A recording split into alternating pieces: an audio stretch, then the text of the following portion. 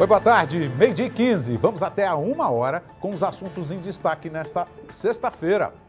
A Rússia tem apoio explícito da China na crise com os Estados Unidos sobre uma possível invasão à Ucrânia. Os números da Covid disparam. O Rio de Janeiro já tem mais casos que todo o ano de 2020, quando começou a pandemia.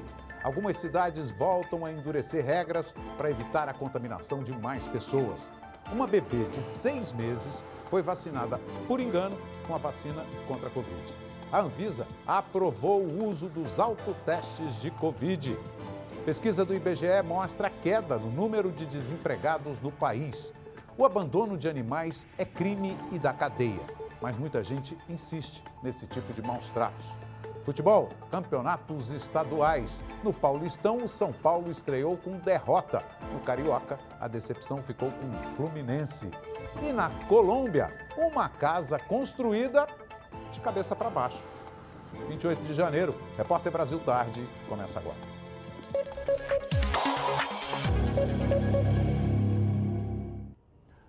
A tensão na Ucrânia ganha novos contornos. O presidente dos Estados Unidos, Joe Biden, alertou para a possibilidade de uma invasão russa à ex-república soviética já no mês que vem. E a China declarou apoio à Rússia, que pressiona para que a Ucrânia não faça parte da OTAN, a aliança militar de países ocidentais. O presidente americano Joe Biden conversou por telefone com o presidente da Ucrânia, Volodymyr Zelensky, ontem, e reafirmou o compromisso de Washington em responder duramente caso a Rússia invada a Ucrânia. Segundo Biden, existe uma possibilidade de que isso aconteça em fevereiro. Já o ministro do Exterior russo, Sergei Lavrov, afirmou que Zelensky está sendo usado pelos Estados Unidos para elevar a tensão entre Estados Unidos e Rússia.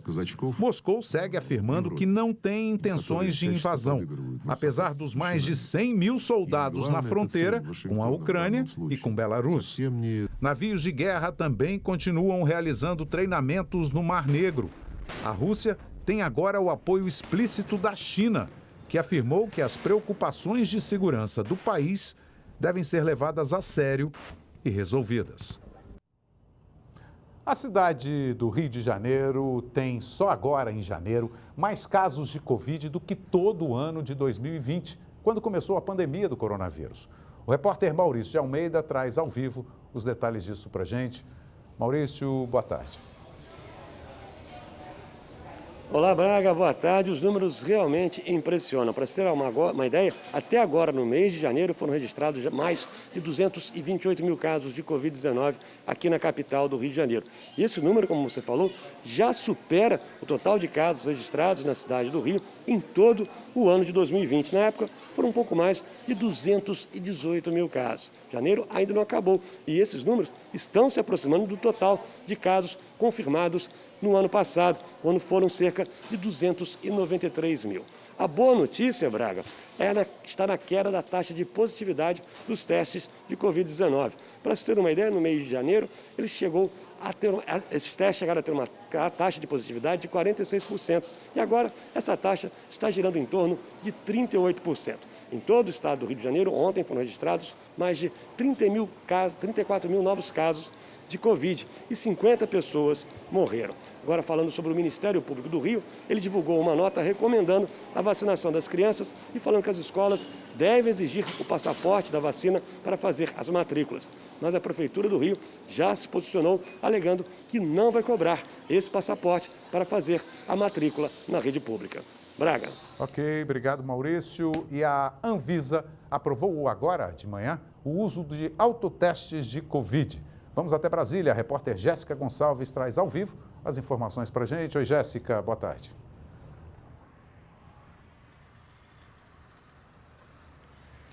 Tudo bem, Braga? Boa tarde para você também, boa tarde para todo mundo que nos acompanha. Exatamente, a diretoria da Anvisa aprovou agora há pouco a venda dos autotestes no Brasil.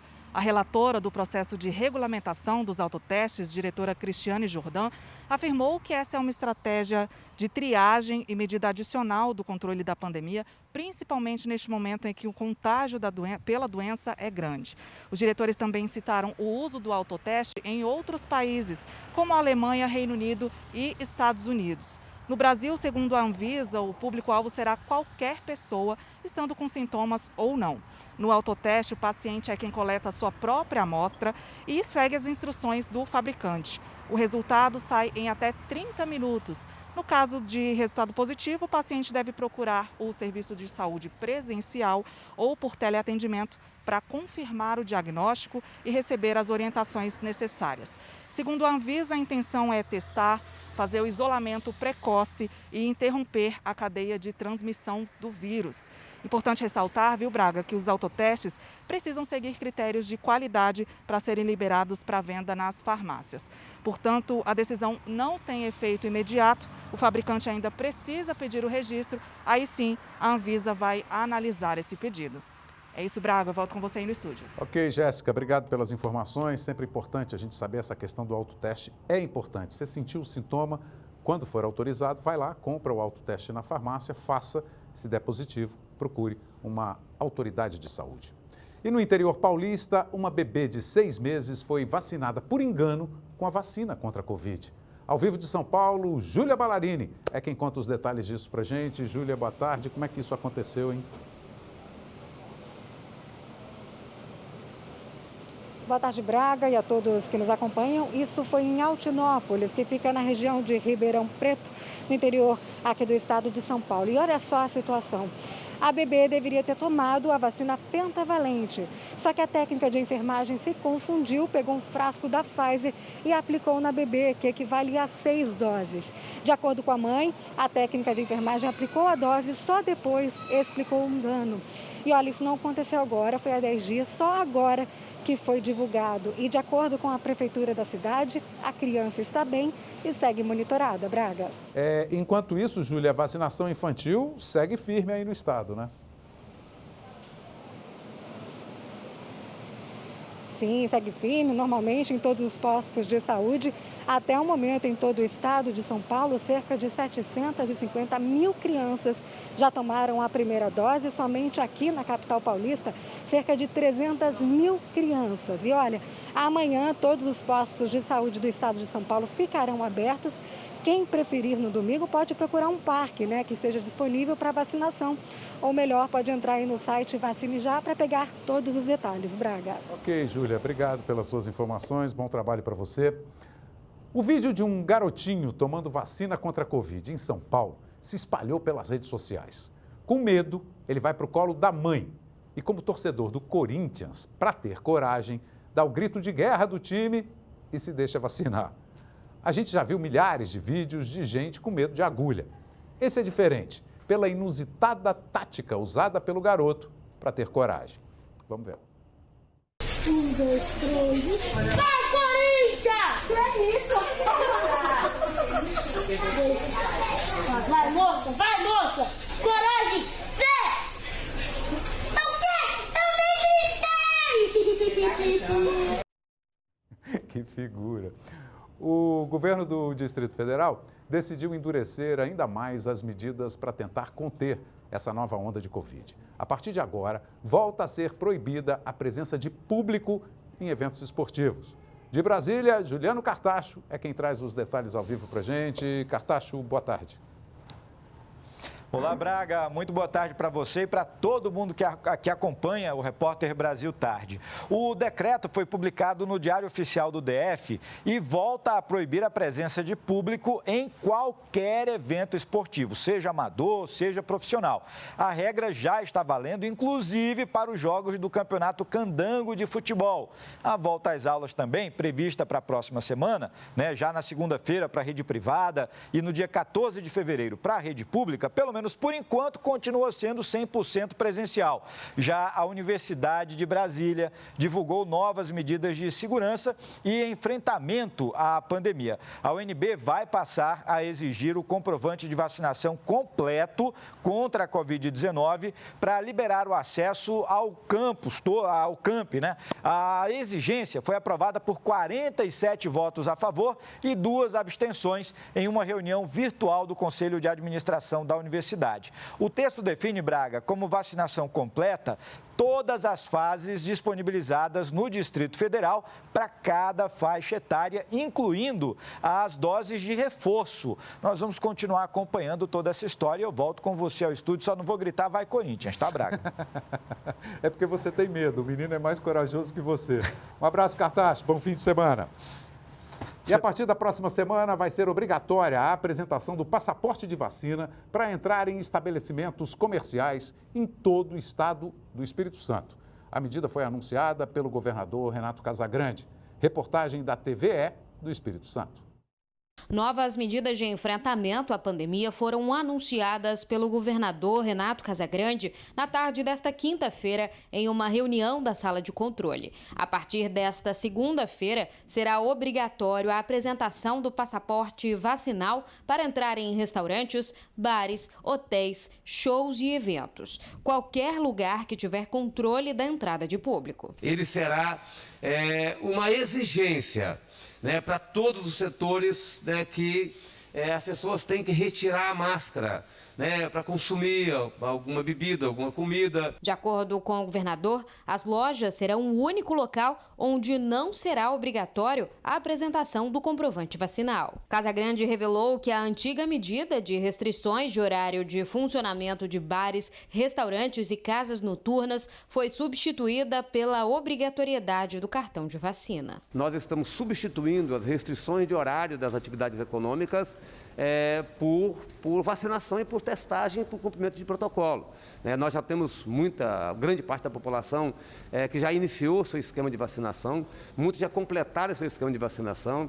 Então, as medidas qualificadas neste período têm que ser diferentes das medidas qualificadas de outras ondas que nós tivemos no passado. Outra medida anunciada pelo governador é a restrição de capacidade de público para shows e eventos. Nas cidades classificadas como risco baixo, esses locais poderão receber somente 50% da sua capacidade de lotação. Já nas cidades de risco moderado, além desses 50%, os eventos poderão ter capacidade máxima de 1.200 pessoas e os shows de 2.000. Os jovens de 15 anos que vão completar 16 até o dia 2 de outubro e que têm interesse em participar das próximas eleições podem fazer o cadastro eleitoral até o dia 4 de maio. Esse grupo não é obrigado a votar, mas quem já é obrigado a participar precisa ficar atento. Embora o primeiro turno esteja marcado só para outubro, há uma série de outras datas que o eleitor precisa acompanhar. Reportagem Rede Minas.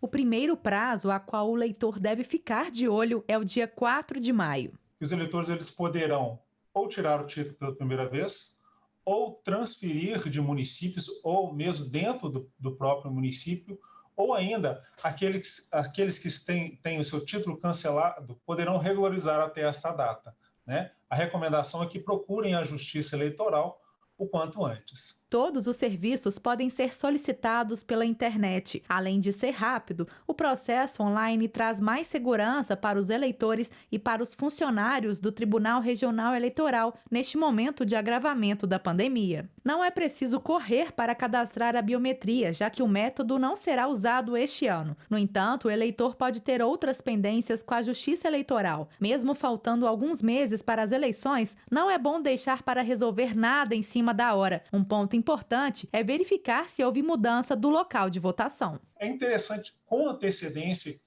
que as pessoas, que os eleitores, elas procurem saber aonde que votarão, a sessão eleitoral, que é aquela saleta ali que vai acolher o voto dela. Consultem a sua situação eleitoral, seja por meio do site, seja por meio do Disque Eleitor, ou ainda procurando um cartório eleitoral, preferencialmente por meio de telefone. E vale lembrar, quem está com o título cancelado, além de não poder votar nessa próxima eleição, está sujeito a restrições previstas no Código Eleitoral. Por exemplo, tirar passaporte e participar de concurso público. O governo federal reajustou o piso salarial dos professores da educação básica pública de todo o país. O novo valor vale já para este ano. O presidente Jair Bolsonaro comentou o reajuste. A decisão do governo, minha decisão, é reajustar pelo máximo permitido por lei, os professores da rede básica de ensino no Brasil. São 1.700.000 professores. E nós vamos, então, conceder um reajuste para eles de 33%. Então, o valor do piso desses professores sai de 2.880 e vai para 3.840, praticamente mais R$ 1.000. Então, para 1.700.000 professores. Isso já estava definido em lei no passado, que tinha que seguir alguma regra, né, para a concessão desse reajuste, e a regra apontava para um mínimo de 7% e um máximo de 33%. Nós resolvemos conceder o máximo, tendo em vista a importância aí dos professores para qualquer lugar do mundo, especial aqui para o nosso querido Brasil. Em Fortaleza, um chaveiro transformou parte do ponto comercial onde ele trabalha em posto de troca de livros. O espaço que antes servia apenas para fazer cópias de chaves se tornou um lugar de disseminação da cultura. Reportagem TV Ceará.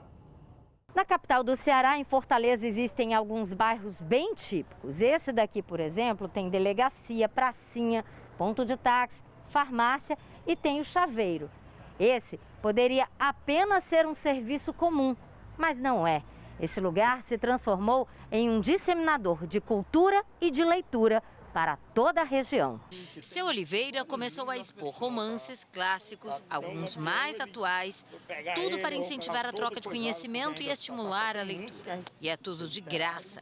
A única exigência para levar um título para casa é deixar outro livro em troca. O mais importante para ele é possibilitar a mudança nas pessoas. Eu acho que através da leitura, através da educação, eu acho que a gente vai chegar no dominador comum e a gente vai levar nossos pensamentos para as coisas positivas. O espaço parece pequeno, mas mais de 1.000 livros já passaram por aqui. Tem muita gente que nem sabe se chama o seu Oliveira de chaveiro ou de livreiro. A iniciativa dele foi a chave certa para que uma grande mudança começasse por aqui. Que legal. Daqui a pouco, pesquisa divulgada hoje pelo IBGE mostra a queda de mais de 10% no número de desempregados. Temporais voltam a castigar cidades de São Paulo e a previsão do tempo para todo o país. Até já.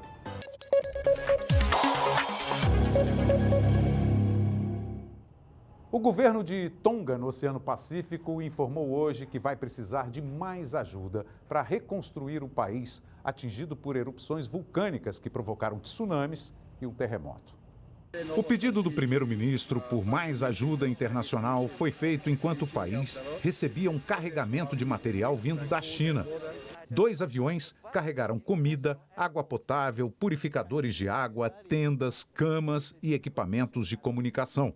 Um total de 33 toneladas de carga. Esta foi a 3ª leva de doações feitas pela China. Outros países, como Austrália e Nova Zelândia, também contribuíram assim que as primeiras erupções foram confirmadas e a fumaça vulcânica finalmente se dissipou sobre a ilha. Segundo o premier, o impacto do vulcão ainda é incerto, mas afetou a qualidade da água e pode ter afetado a fertilidade do solo para a agricultura. Além da reconstrução física da ilha, ele mencionou a saúde mental dos moradores, que, segundo o primeiro-ministro, estão traumatizados com toda a experiência. Fortes chuvas atingiram a Grande São Paulo esta madrugada. Ao vivo da capital paulista, a gente conversa com a Anne Zanetti, que traz as informações para a gente. Oi, Anne, boa tarde. Oi, Braga, boa tarde para você e para todos. Pois é, olha, foi uma forte chuva que caiu entre a noite de ontem e a madrugada de hoje. Os estragos aconteceram principalmente nas cidades a oeste aqui de São Paulo, como é o caso de Embu das Artes. A madrugada foi de alerta para os moradores de lá. Pelas janelas, eles registraram o nível da água subindo rapidamente pelas ruas da cidade.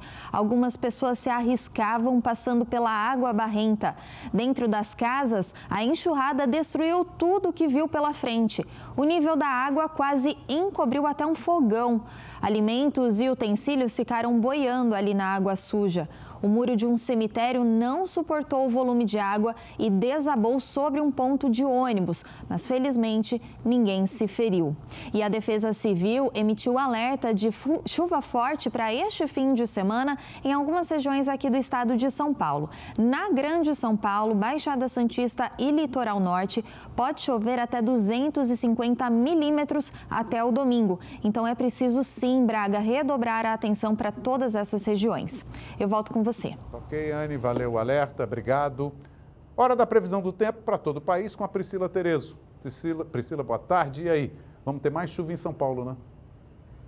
Sim, Braga. Boa tarde para você, boa tarde a todos que nos acompanham. Segundo o Instituto Nacional de Meteorologia, no decorrer dessa sexta-feira, a gente tem um novo episódio de Zacas, que é a zona de convergência do Atlântico Sul, e vai manter até o domingo as condições para muita chuva, não só lá em São Paulo, mas também em parte do Paraná, de Minas Gerais, Rio de Janeiro, Goiás, Mato Grosso e Mato Grosso do Sul. A gente viu aí os efeitos do temporal de ontem em São Paulo. Ainda tem uma frente fria junto à costa paulista que vai provocar mais chuva e queda nas temperaturas nos próximos dias. Em diversas áreas do estado, incluindo a Grande São Paulo, os acumulados de chuva até a segunda-feira podem superar os 150 milímetros. Para hoje, a gente tem na capital paulista a máxima de 26. A gente percebe que a temperatura cai a partir de amanhã um pouco mais. E olha só, chuva até a próxima terça-feira. A gente vai ver agora como é que está o tempo lá em Florianópolis, onde também tem previsão de chuva forte. O céu aí bem fechado, a temperatura na capital catarinense varia hoje entre 21 e 23 graus. Amanhã se mantém estável com o céu encoberto, mas no domingo a máxima volta a subir. E no norte e no nordeste também tem previsão de chuva com temperaturas altas. Eu destaquei algumas capitais, 36 graus em Boa Vista, 30 graus em Manaus, 29 em Teresina, em João Pessoa e também em Aracaju, máxima de 31. E Braga, ontem a gente mostrou o lindíssimo amanhecer no Rio de Janeiro, em tons rosa e roxo, o que não é muito comum, e a explicação está lá no vulcão de Tonga. A fumaça expelida viajou 13 mil quilômetros pelo Pacífico e chegou ao Rio de Janeiro. Quando os raios solares iluminam essas partículas ou no amanhecer ou no anoitecer, elas acabam tingindo o céu com esses tons diferentes. É isso, Braga. Na segunda-feira a gente volta com outras informações sobre o clima. Um bom fim de semana. Legal para você também. Obrigado por essa explicação. Quer dizer, a poeira lá de Tonga está fazendo o céu colorido aqui no Rio. Os Ministérios Públicos Estadual e Federal, o Governo de Minas Gerais e a empresa Valorec assinaram um termo de compromisso preliminar por causa do vazamento de resíduos na mina Pau Branco. Reportagem Rede Minas. A mina está impedida de operar desde o dia 8, quando o material que estava em um dique transbordou, atingindo a mata do entorno e chegando à BR-040. O termo de compromisso estabelece obrigações emergenciais, que devem ser cumpridas pela mineradora. No sentido de garantir a execução de medidas emergenciais e preliminares de recuperação ambiental e, sobretudo, de garantia das estruturas ali do complexo, né, Mina Pau Branco. Então, esse termo ele traz medidas efetivas e necessárias para que possamos garantir que as estruturas ali permanecerão seguras, de modo a evitar outros desdobramentos do ocorrido no início desse ano. O dique Lisa e a pilha Cachoeirinha ainda estão em risco e o acordo prevê que a empresa deve cumprir ações para estabilizar as estruturas. O dique Lisa, segundo consta do Sistema de Informações da Agência Nacional de Mineração, se encontra em nível 2 de emergência, ou seja, com uma anomalia descontrolada e, portanto, sem estabilidade garantida. E a situação da pilha de rejeitos, situada logo acima do dique, também preocupa, de modo que foram fixadas medidas de rápida implementação para garantia de segurança e estabilidade dessas estruturas. Ficou acordado que a Valorec deve depositar o valor de R$200 milhões como garantia dessas intervenções iniciais. Em caso de descumprimento do acordo, é prevista uma multa de R$200 mil por dia. O acordo não põe fim às investigações criminais e nem exime a empresa de futuras obrigações.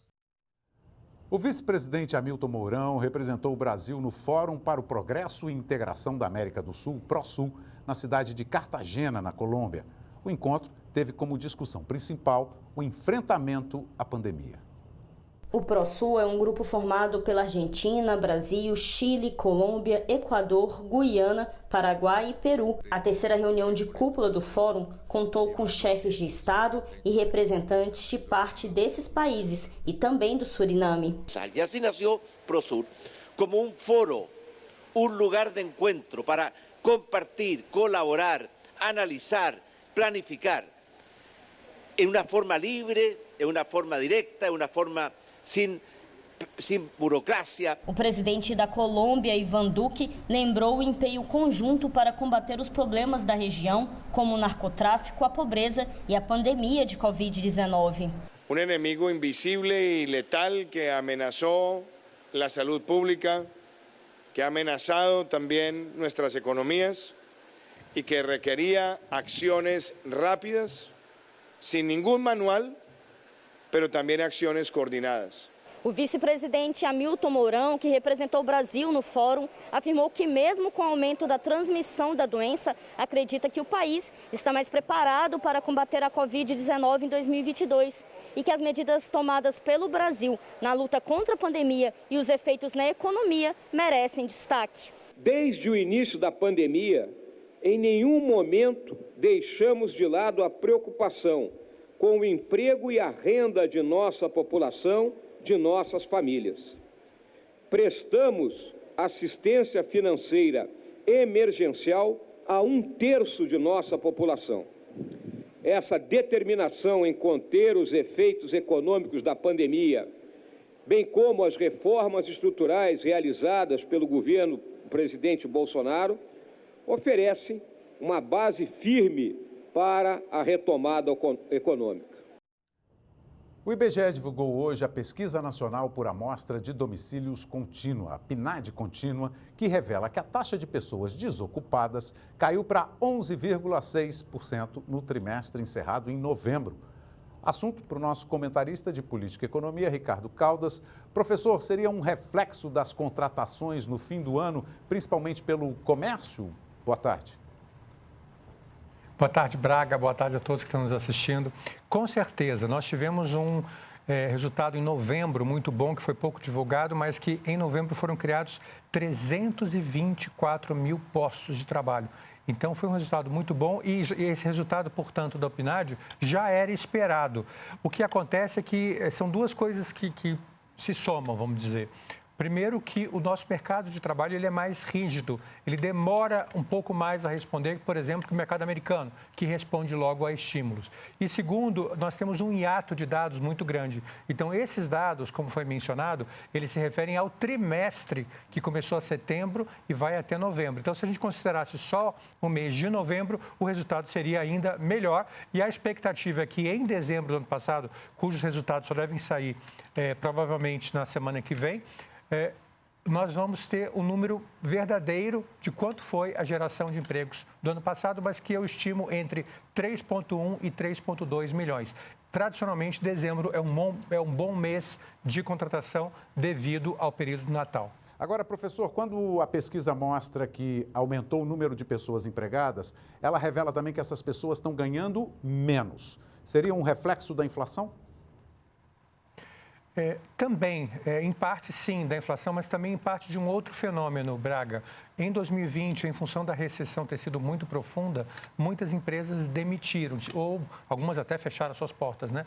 Mas as que conseguiram sobreviver, que tiveram que se ajustar, se reestruturar, quando elas foram ao mercado de trabalho recontratar aquele profissional, ela já não estava mais disposta a pagar o mesmo salário. Então, houve um ajuste, vamos dizer assim, uma acomodação dos salários em 2021 para que a pessoa conseguisse voltar ao mercado de trabalho, ela abriu mão um pouco da renda, ou seja, ela voltou ao mercado, voltou à empresa, mas não com o mesmo salário que ela recebia quando saiu. O bom também é que a pesquisa mostra que a informalidade se manteve estável, né? Para a gente encerrar, professor. Exatamente. O ponto importante é que quando a pessoa não está trabalhando, em muitos casos, ela recorre ao empreendedorismo e aí a informalidade, às vezes, acaba funcionando como uma válvula de escape. Mas você fez uma pergunta sobre, eu queria só voltar rapidamente, sobre qual foi o grande setor que gerou os empregos no ano passado, foi o setor de serviços e comércio, que andam juntos, né? É como se fossem irmãos siameses. Então, só em novembro, Braga, só para te dar um exemplo, foram 180 mil novos empregos gerados pelo setor de serviços. Ok. Que inclui o comércio. Ok, professor, obrigado. Bom fim de semana para o senhor. A gente se fala na segunda. E o Banco Central informou que o acesso ao sistema Valores a Receber vai ser retomado no dia 14 de fevereiro. A ferramenta do Banco Central permite a consulta de valores esquecidos pelas pessoas em bancos e instituições financeiras. O sistema foi suspenso na terça-feira por conta da alta demanda por informações dentro do site do Banco Central. Daqui a pouco, 2 mulheres presas depois de flagradas abandonando 2 cachorros. Os gols dos campeonatos estaduais. E imagine você entrar numa casa construída de cabeça para baixo. Rapidinho a gente confere. Até já.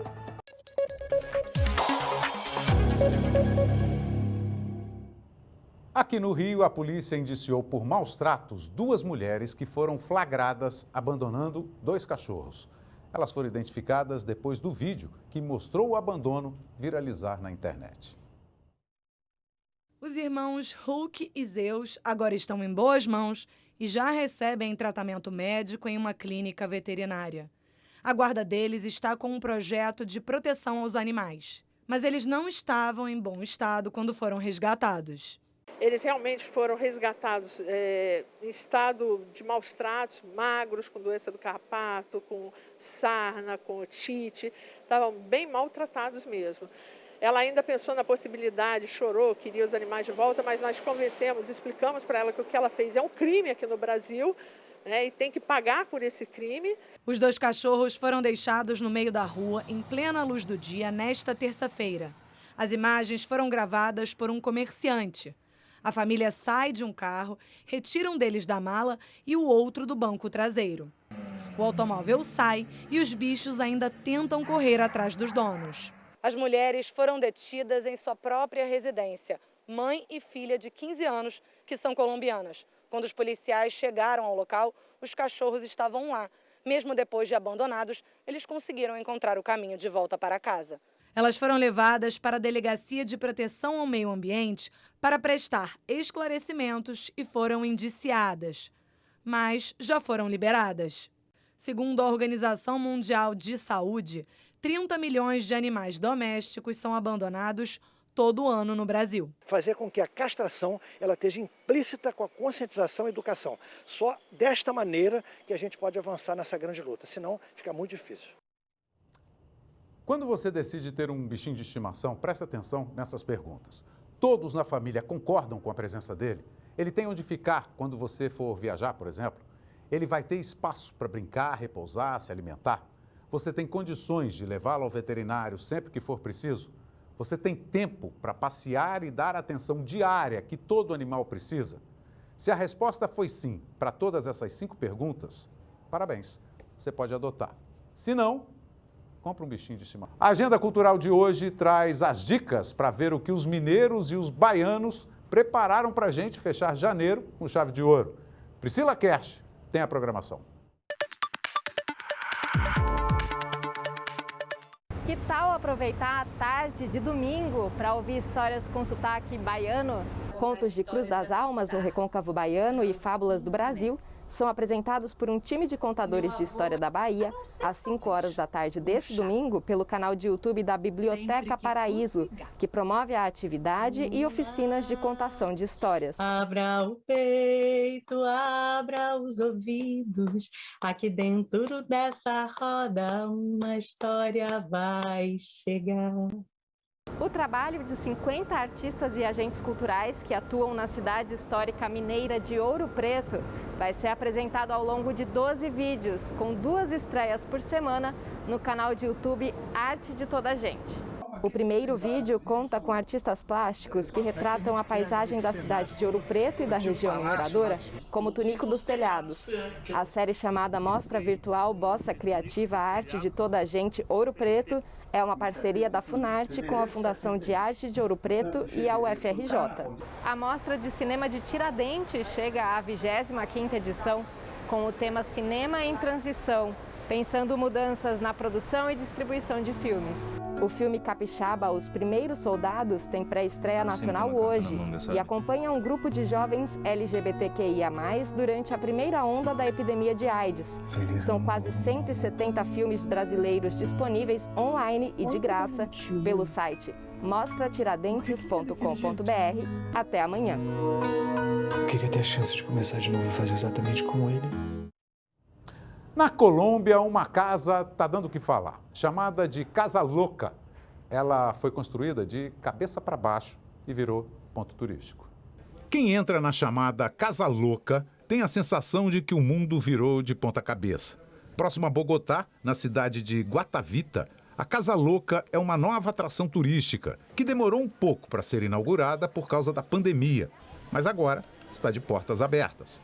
Móveis, pintura, telhado, tudo é de cabeça para baixo. A ideia do criador, Fritz Kohl, veio de uma casa semelhante na Áustria, seu país natal. Ele disse que estava de férias na Áustria e se divertiu muito com os netos na casa de lá. Aí, quando voltou para a Colômbia, quis construir uma no mesmo estilo. Os visitantes da Casa Louca também levam boas memórias para casa e, claro, muitas fotos criativas. Este homem conta que tentou fazer fotos assustadoras, mas foi impossível segurar o riso diante da construção. Essa visitante diz que a população saiu de um lockdown em meio a uma pandemia e se divertiu tirando fotos, o que ajuda a ter um momento de relaxamento com a família. De fora dá um pouquinho de agonia, né? Outras notícias às 7 da noite no Repórter Brasil. Você revê todas essas reportagens nas nossas redes sociais. Uma boa tarde, a gente se encontra na segunda a partir de 12h15. Até lá, bom fim de semana. Tchau.